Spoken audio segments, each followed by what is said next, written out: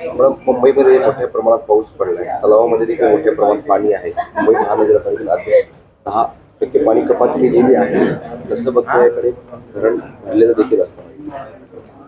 असं आहे की मुंबईकरांना अजूनही पाणी कपातामुळे त्रास सहन करावा लागतोय.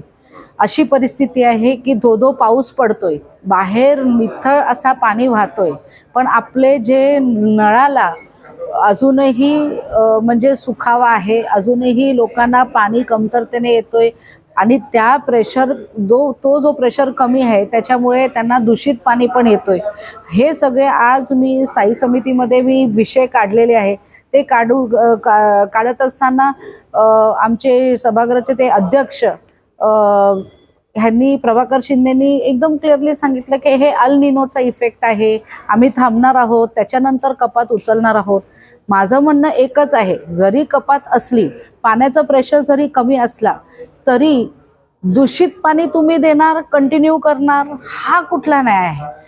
जो कोण तुमचा कंझ्युमर आहे तो बिल भरत आहे, तुम्ही मीटर बसवलेले आहे, तर तुम्ही त्यांच्यापर्यंत जरी कमी पाणी असला तरी तो प्युअर ड्रिंकिंग वॉटर पोचवणं हे महानगरपालिकेचं काम आहे.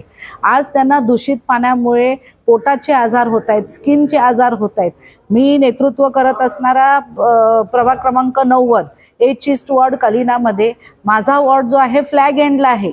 महानगरपालिकेने स्पेशल इन्स्ट्रक्शन्स दिले होते की फ्लॅग एंडच्या वॉर्डला प्रेशर व्यवस्थित द्यायला पाहिजे पाणी कपात असताना सुद्धा. पण तरी सुद्धा माझ्या विभागाला गेले 3 महिने एवढा प्रॉब्लेम सहन करावा लागलेला आहे की लोक वारंवार कंप्लेंट करतात, लेखी तक्रारी करतात, माझ्या ऑफिसपर्यंत येतात, मला सांगतायत, मी हायड्रॉलिक डिपार्टमेंटला सांगते की बाबा काहीतरी करा, पण अजूनपर्यंत त्याचं कुठेही निचरा झालेला नाही आहे. तर ही जी माझी व्यथा आहे ह्या वॉर्डची मी टाकलेली आहे. त्याचबरोबर पूर्ण मुंबई शहरामध्ये हा जो कपात आहे हा फक्त माझ्या वॉर्डमध्ये नाही आहे. हा 10% केल्यानंतर परत दुसरं काय काम निघालं की आणखीन एक्स्ट्रा 10% कपात करतात. तर नेमका कपात किती आहे हा माझा प्रश्न होता आणि कधी उठणार आहे? अल निनो इफेक्ट जेव्हापर्यंत राहील तोपर्यंत लोकांनी त्रास सहन करायचे का? लोकांना शाळेमध्ये जायला मुलांना बिन आंघोळ केलेल्या मुलांना तिथे पाठवावं लागत आहे. हायजीन लेवल मुलांची खाली जाते. तुम्ही जेवढा प्रॉमिस करता 4 तास पाणी नको, पण आम्हाला 2 तास तरी व्यवस्थित पाणी द्या.